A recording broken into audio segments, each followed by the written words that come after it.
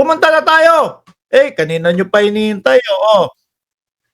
Pumunta tayo doon sa pag-uusapan na walang involved na Saltek ho, mga bossing, okay? O, game! Uy! Sino to? Eh, si Kiko Barsaga to eh. Forbes Park. Hindi ito peke, no? Tama ba? Tama ba? Hindi ito peke. May anino. Oh. Tapos, ang nakasulat dito, just in, Kiko Barsaga, bigong makapasok sa Forbes Park matapos hindi papasukin ng security guard. Nakita ko ipinost ng mga malalaking vlogger. Ano yan? Papansin? Si Barsaga sa gate, hindi pinapasok. Saan na yung rally nitong ano pa?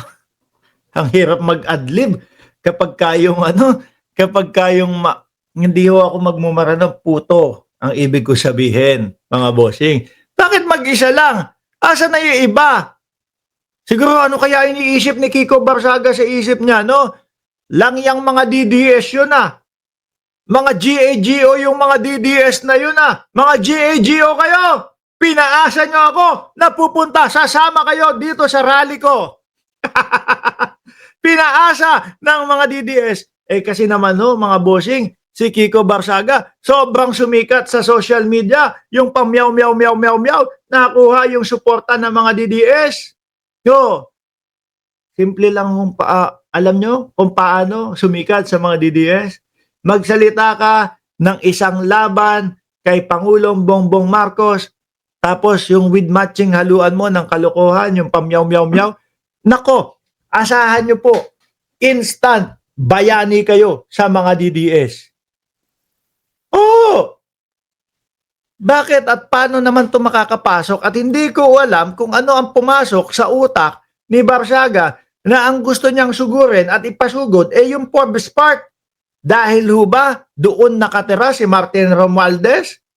Na sinasabi niya, doon nakatira si Martin Romualdez sa loob ng Forbes Park.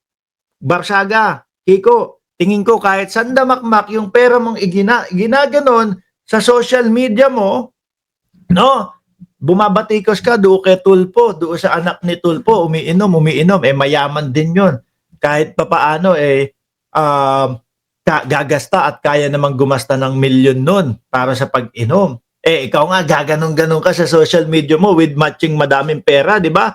Ma'am Biology at Transformer, nilangaw! Kahit madami kang pera, pag kinasuhan ka nung mga taong nakatira dyan, feeling ko hindi mo kakayanin. No? Yung mga tao hong nakatira dyan, mga bossing, mga pribado, no? Mga pribado, mga mayayaman at hindi po lahat ng nakatira dyan ay kurakot at magnanakaw sa gobyerno, mga boss chief amo sir. Yung kay Martin Romualdez nga, hindi pa din nila napapatunayan. Hanggang ngayon, wala pa din silang naipapakitang ebidensya Di ba? Hanggang ngayon nga wala pa din napapakitang ebidensya tas susugod, Forbes Park. Mga taga Forbes Park, kung naramdaman nyo po, feeling nyo na nalagay po sa alanganin yung inyong seguridad dahil po sa pagpapasugod ni Barsaga dyan po sa inyong pribadong tinitirhan. Tingin ko may karapatan ho kayong magdemanda. Di ba? May karapatan kasi ang type niya po, ang nilagay niya po doon sa kanyang post is sugurin ang Forbes Park. Di po ba? Sugudin ang Forbes Park ko, mga kababayan. Pero nasaan? Bakit gayon? Nag-iisa lang si Barsaga. Iminub nila yung alas 10 na lang daw. Alas 10 na lang. Yung rally. Tingin nyo may pupunta? Bakit naging alas 10? Kasi walang pumunta ng umaga. Sabi ni Pilipinas, Bangon TV sa social media, pag may post si Meow Meow, ang daming pumupuri sa kanya. Sabi ko nga ho sa inyo no, kung gusto nyo maging bayani kayo ng mga DDS, wala kayong ibang gagawin kung hindi magpamukhang sinto-sinto. Hindi kasi inaya yata si Chavit doon sa kanilang doon sa kanilang meeting doon sa Santa Mesa ng alas 8 ng gabi. Kung inaya nyo si Chavit Singson nung alas 8 ng gabi doon sa Santa Mesa, malamang Kiko Barsaga, may ilang truck ng bus ni Chavit Singson diyan sa labas. Baka magdala diyan ng mga makakasama mo. Di ba? Sa lugar namin, di namin pinag-uusapan yan. Timang na yan, sa Dasma pa ako, sabi ni Chick. Paano kaya ibinoto nga naman talaga ng mga taga Dasmariñas Cavite to, no? Pang photo ops lang yan. Kulang sa pansin. Wala to. Oh, langaw. Tapos ano ginagawa ng mga DDS na kagaya ni Greco Bellica? Dahil wala nga pumunta dito, ang ipinopost na lang po nila, mga boss chief amoser, ay yung mga rally na nangganap po noong September 21 para magmukhang madami ang sumama dito. Eto pa, mayroon pang sinasabi dito, si Barsaga na naman. Congressman Kiko Barsaga, Marcos will have no choice but to declare martial law tomorrow. Prepare accordingly. Kilala naman yan.